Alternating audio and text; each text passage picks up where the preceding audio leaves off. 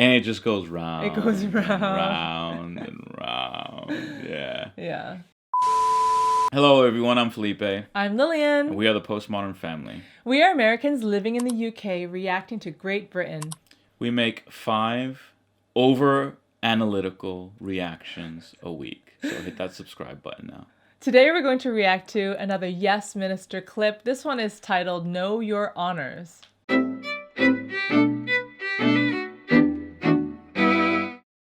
So I have watched a few now on my own Yes Minister clips, and I really like it. Very clever. It's comedy, but comedy delivering important truths and commentary on important truths. So okay. I really enjoy that. A modest wage, did you say? Alas, yes. Humphrey, you get over 30,000 a year. That's 7,000 more than I get. Yes, but still a relatively modest wage. Relative to whom? Well, Elizabeth Taylor, for example. Humphrey, you are not relative to Elizabeth Taylor. There are important differences. Indeed, yes. She didn't get a first at Oxford. You not retire into obscurity. You take a massive index-linked pension and go off to become directors of oil companies and banks. Ah, yes, but very obscure directors, Minister. You're in no danger of the sack. In industry, if you screw things up, you get the boot. In the civil service, if you screw things up, I get the boot. Well, Minister, now if you've approved the list... No, Humphrey. I am not going to approve any honour for any civil servant in this department who hasn't earned it. What do you mean, earned it? I mean, earned it. Done something to deserve it. That's unheard of. That may be. My new policy is to withhold all honours from all civil servants in this department who do not make a cut in their budgets of 5% per year. May I take it that your silence indicates approval? You may not. Where did you get that preposterous idea? It, just came to me. But it's ridiculous. It's unheard of. It's out of the question. Why? But the whole idea is... It strikes at the very roots of... Look, it's the beginning of the end. The thin end of the wedge. A Benite solution. Where will it end? The abolition of the monarchy? Whatever absurd, Humphrey. There is no reason to change a system which has worked so well in the past. But it hasn't. But we've got to give the present system a fair trial. Ah, yes, I thought you might say that. It may interest you to know, Humphrey, that the most noble order of the Garter was founded in 1348 by King Edward III. I think perhaps it may be coming towards the end of its trial period now, don't you? Minister, if you block honours pending economies, you might create a dangerous precedent. You mean that if we do the right thing this time, we might have to do the right thing again next time? On that philosophy, nothing would ever get done at all. On the contrary, many things must be done, but nothing must be done for the first time. No, The is that I am fully seized of your aims, and of course I will do my utmost to see that they're put into practice. If you will. And to that end, I recommend that we set up an interdepartmental committee with fairly broad terms of reference so that at the end of the day we'll be in a position to think through the various implications and arrive at a decision based on long-term considerations rather than rush prematurely into precipitate and possibly ill-conceived action which might well have unforeseen repercussions. You mean no?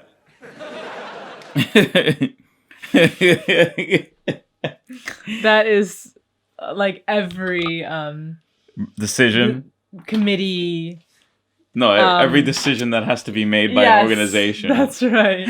It's just like that. Must have a committee. Yes, to weigh the pros and the cons and Yeah. how they're going to implement it, and Yeah. which is just another waste of time because it's a committee.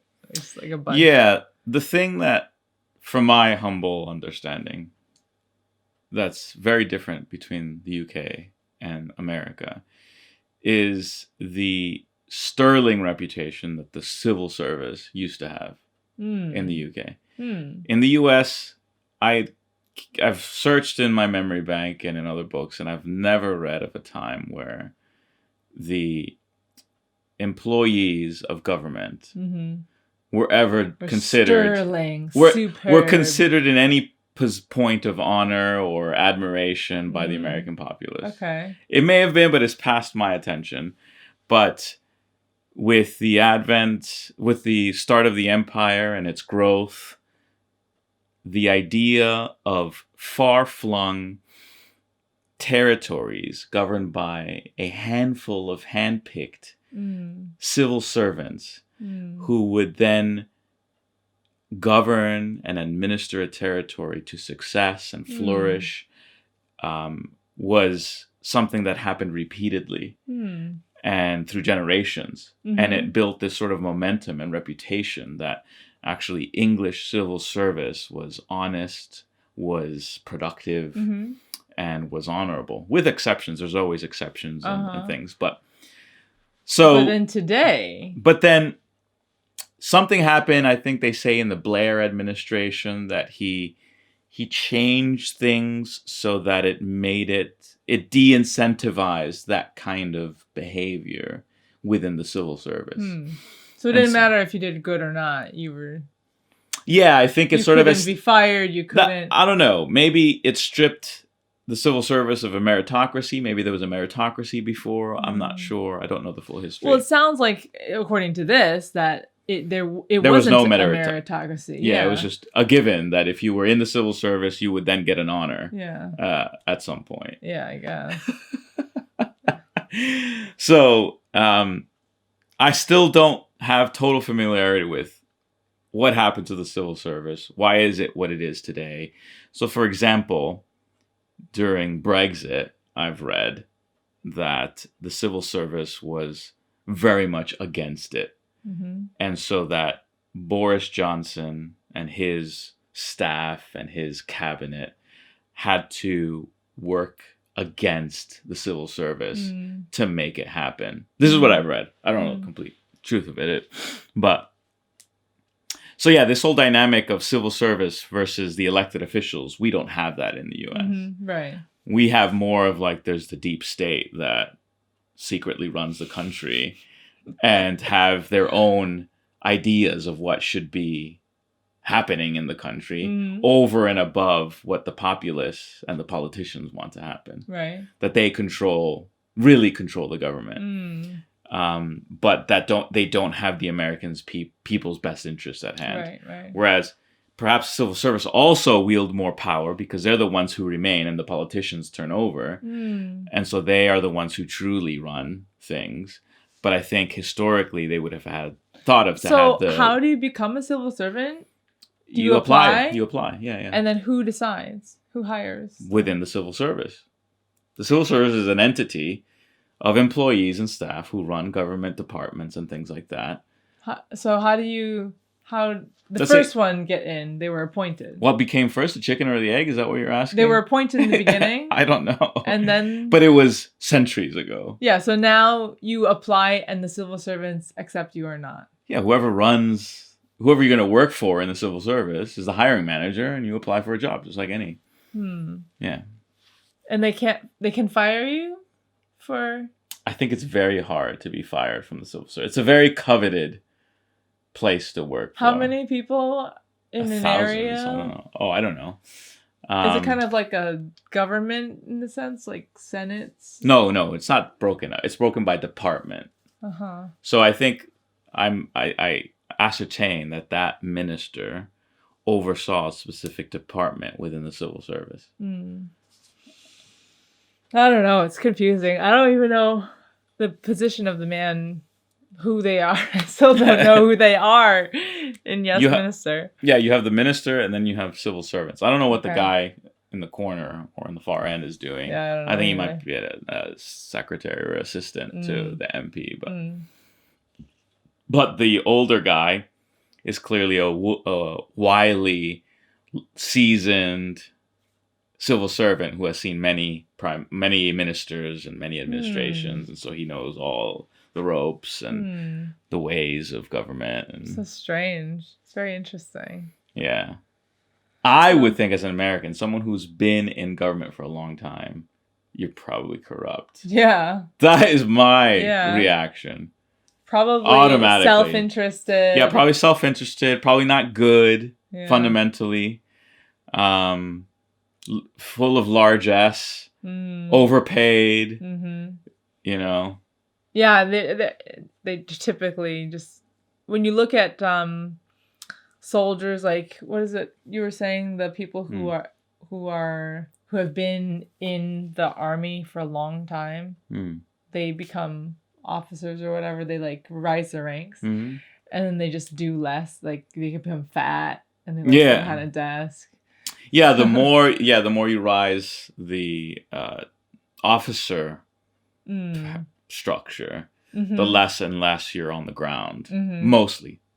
And so you just become a admin sort of person or manager of some sort. So I kind of think of that in terms of these civil servants, I guess, who've been around for a long time. Yeah, they're not actually doing anything. They just get fat, and I don't know. I don't know any personally, so.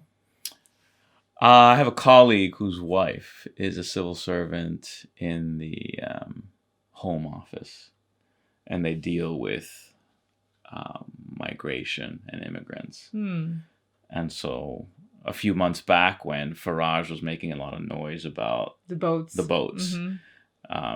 she was dealing with that. Okay. In some way, like basically making policy proposals. Huh. Yeah. So then, in terms of like who makes decisions, I think there's a cultural difference in the U.S. and the U.K. I think in the U.S. you appoint or vote on people, a select few, to make decisions for you, and then they do it. But then I feel like here in the U.K. it's like a whole group of people every time. There's like 10 people. You mean this committee business? Yes. It's like I feel like in the US we don't have this committee idea. Yeah. It's like it's very much top down. You just like, okay, well, whoever's in charge of this area kind of goes up the ladder. Yeah, and they'll say, I ask for your advice, or you write up a report about that, so that'll help me make a decision. Yeah. But the decision will rest on one person. Yeah, it's like a hierarchy of responsibility. Yeah. Whereas here it's like very much equal, like the round table, and you have to keep like helping. Yeah. I don't know. Yeah. Making decisions based on this committee, and there's no hierarchy. And it just goes round. It goes round and round. Yeah. Yeah. Again, I don't know if it's the way things were, but as I've come to this country and my personal experiences, these committees are formed because no one wants to be found at fault. Okay, the person who raises their hand and says, I'm going to make a decision about this, is the person who's going to be found to blame if the decision goes wrong. And so committees are a safeguard against being found at fault. This is what I have personally found from my experience at work and the borough council and the church council. It's no one wants to stick their neck out and say, I think this is the right thing to do. Yeah. Let's go do it. Yeah. It's no. Okay, what do you think? No. Okay, the decision that has been made had everyone's buy-in. You agreed. So that when it goes wrong, I can say, you agreed. Yeah. It's not just me. You see what I mean? This is what I have personally found. And it's very, in my view, shameful. There's no leadership in that. There's just sort of looking out for not being blamed. Yeah. And nothing good comes out of that. Yeah, I don't know. I mean, you basically have people still complain. Whatever the outcome is of a committee meeting, there's always people. Well, because a committee decision is not going to be unanimous. Yeah. So you'll always have the hangers-on who the decision is disagreeable. But you can't really blame anybody, I guess. So they just... Whinge, yes. Yeah, but that's a British pastime. I don't know where it comes from. But it's just love to complain. It's true. It's a very... desirable pleasure that they take. Yeah. I don't know why. I don't know why either. Thanks so much for watching this episode. We hope you enjoyed it. Leave a comment, like, subscribe. Help the YouTube algorithm push our videos to Mars and beyond. Thanks for watching. Bye. Bye.